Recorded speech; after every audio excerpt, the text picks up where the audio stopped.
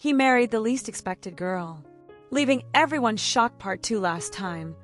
We left Alexander Knight standing on a cold sidewalk, having just told Emily Stone everything.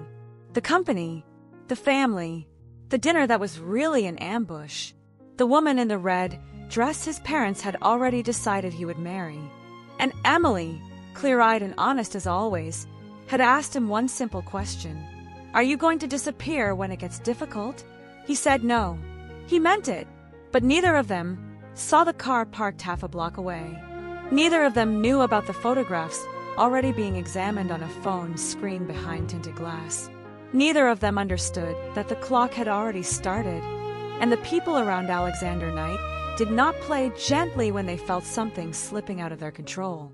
Madison Clark had been watching since 6:30 that morning, and what she set in motion that day would crash through both their lives like something none of them were prepared for. Here is what happened next. Madison didn't waste time. By noon that same day, she was sitting across from Eleanor Knight in the sunroom of the family estate, her phone placed face up on the glass table between them. The photographs were clear. Crisp morning light, a midtown sidewalk, Alexander and Emily standing close together, talking with the particular intensity of two people who are no longer just acquaintances. One photograph caught Alexander's face at an angle that said everything. He was looking at Emily the way he had never looked at Victoria in any of the staged photographs his mother had so carefully arranged. Open, unguarded, like someone who had forgotten to protect himself and didn't particularly mind. Eleanor looked at the photographs for a long time without speaking. Madison watched her with the patient stillness of someone who had rehearsed this scene many times in her own head.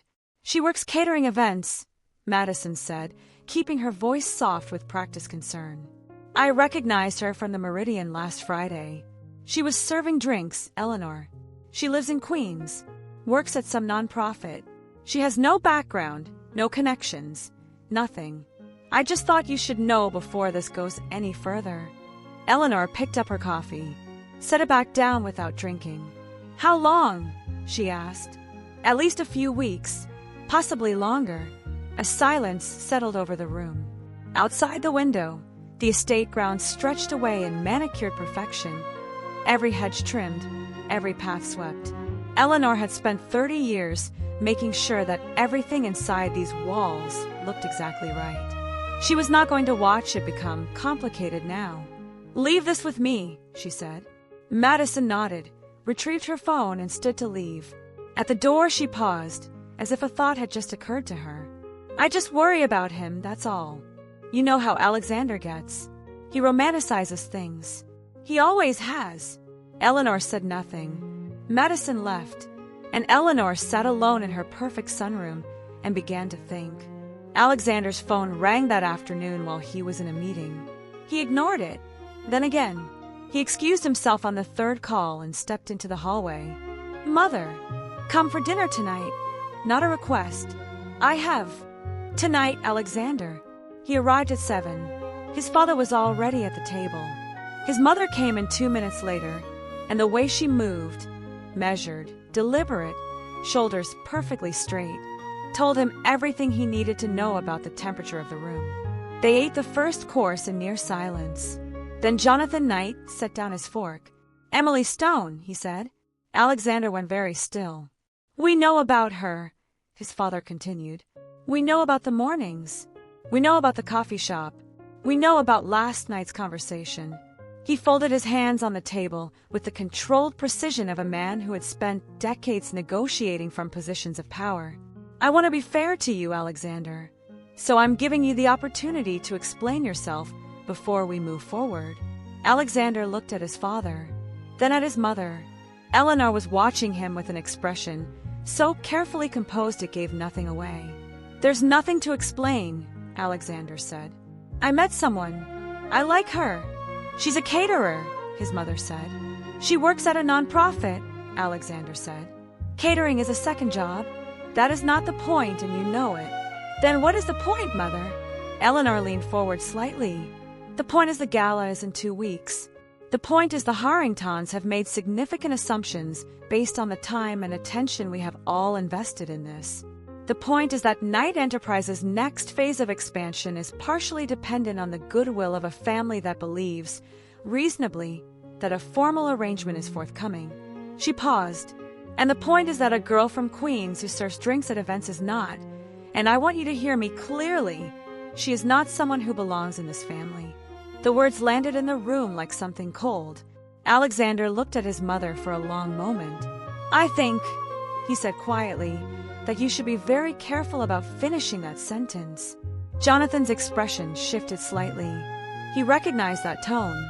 He had heard it perhaps twice in Alexander's entire life, and both times it had meant something.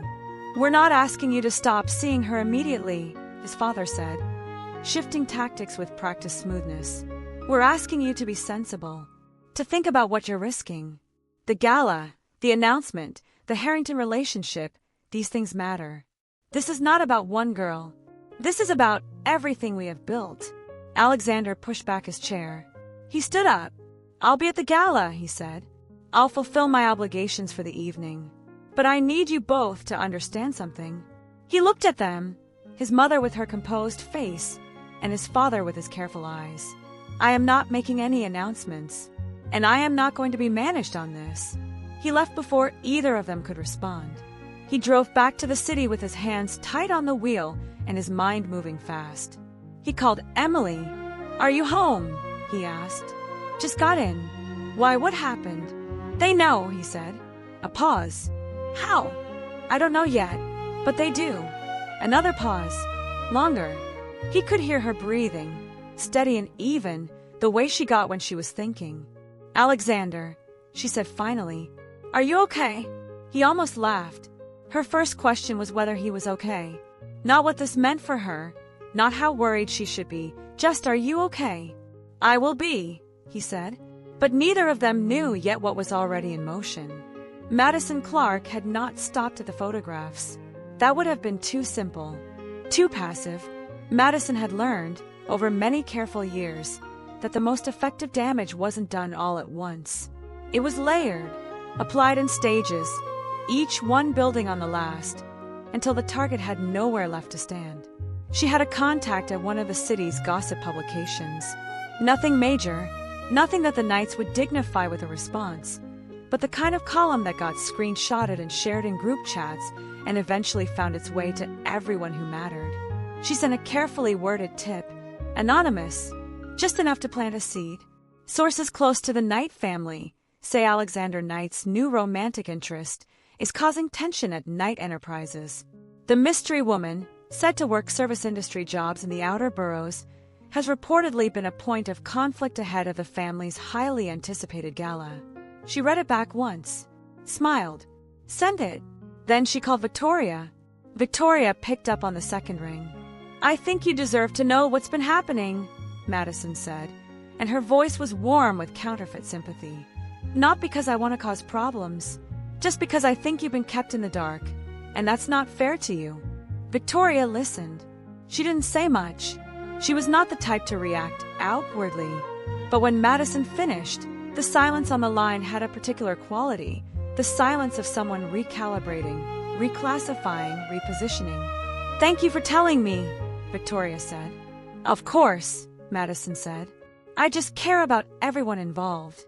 She hung up and felt the particular satisfaction of someone who had just lit a fire and stepped back to watch it spread. Emily found out about the column the way most people find out about things they're not supposed to know. A coworker showed her the screenshot.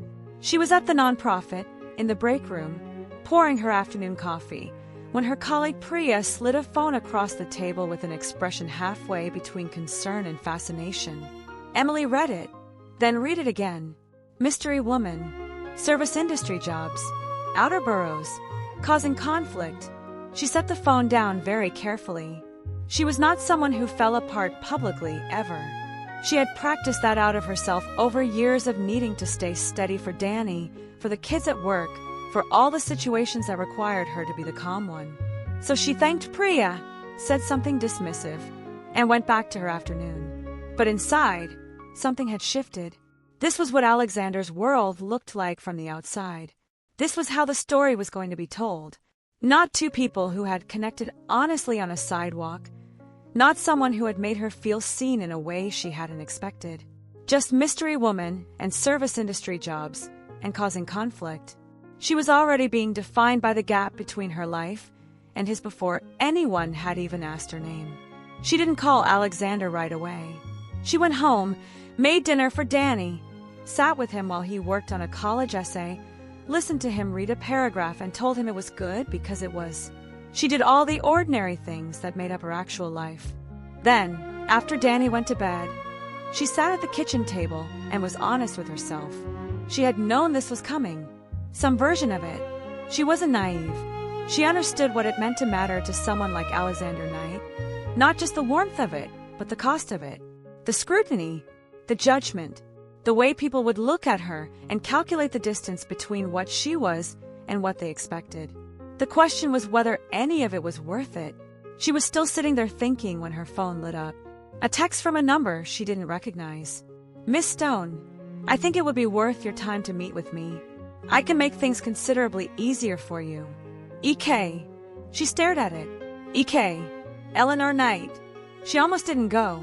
She told herself she absolutely wasn't going, right up until the morning of the day Eleanor's message had specified, and then she put on her best jacket. Not her work jacket, the other one, and took the train to a private members club in Midtown that she had passed 100 times without ever considering that she might one day walk through its doors. Eleanor was already seated when she arrived, poised and unhurried in the way of someone who had never once in her life been made to feel like she didn't belong in a room. She was wearing a pale gray suit and small pearl earrings, and she looked at Emily with an expression of such deliberate pleasantness that Emily immediately understood it as a kind of weapon. "Thank you for coming," Eleanor said. "Please sit down." Emily sat. She did not reach for the water glass or the menu or anything that might make her look nervous, even though her heart was doing something irregular under that best jacket. "I'll be direct," Eleanor said. "I appreciate directness." "So do I," Emily said. Something moved across Eleanor's face. Acknowledgement, maybe. She folded her hands on the table. "My son is at a critical point. The next 12 months are the most consequential of his professional life. The gala, the Harrington Alliance, the next phase of Knight Enterprises, all of it is interconnected in ways that require stability. What is happening between the two of you introduces instability." Emily said nothing. She was listening. "I'm not here to be unkind to you," Eleanor continued. "I've learned enough about you to understand that you're a responsible person. You take care of your brother. You work hard. These are things I respect." She paused, "which is why I believe you're capable of understanding what I'm about to say." "I'm listening," Emily said. "Walk away." Eleanor's voice was perfectly level. "Not because you're not good enough. I won't insult you with that framing. But because my son's world will swallow yours whole, and it will do it without any malice whatsoever, simply because that is what it does. The press, the scrutiny, the expectations, the social machinery, it will define you before you get to define yourself. And once that happens, there is no undoing it." She looked at Emily steadily. "I am asking you, woman to woman, to protect yourself. And in doing so, protect him from a complication neither of you fully understands yet." Emily was quiet for a moment. The room was very still. "Does Alexander know you're here?" Emily asked. "No. Are you planning to tell him?" A slight pause. "That depends on how this conversation ends." Emily looked at Eleanor Knight, at the pearls and the composed face and the 30 years of careful management sitting behind those measured eyes. She thought about the column and the photographs and the tinted glass car she hadn't known about. She thought about Danny's college application and her nonprofit kids, and the life she had built with her own 2 hands that nobody had ever handed her. Then she stood up. "Thank you for being direct," Emily said. "I'll return the favor.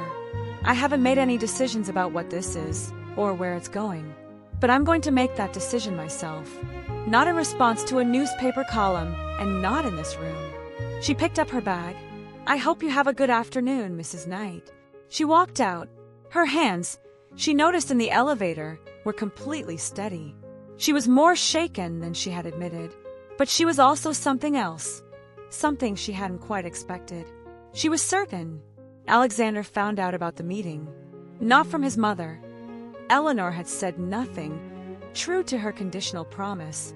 He found out because the members' club had a discreet but functional security system, and the footage happened to be reviewed by a staff member who recognized him and mentioned it to someone who mentioned it to someone else. And by the time it reached Alexander, he was already in his car calling Emily. "She met with you." Not a question. "Yes," Emily said. "When?" "This morning." A silence. "Emily, I'm fine." She made her case. "I heard it." "What did you say?" "I told her I'd make my own decisions." He exhaled. It was a complicated exhale, containing several things at once. Relief, frustration, something that might have been the specific tenderness of someone realizing they have significantly underestimated the person they're falling for. "I'm sorry," he said. "She had no right." "Alexander." Her voice was calm. "I need you to answer something honestly." "Okay. Is this what's between us? Is it something you're actually prepared to fight for?" "Not in theory. Actually, because I need to understand what I'm walking into if I don't walk away." The question sat in the line between them. Alexander pulled over. He stopped the car on a street he didn't register and sat in the quiet.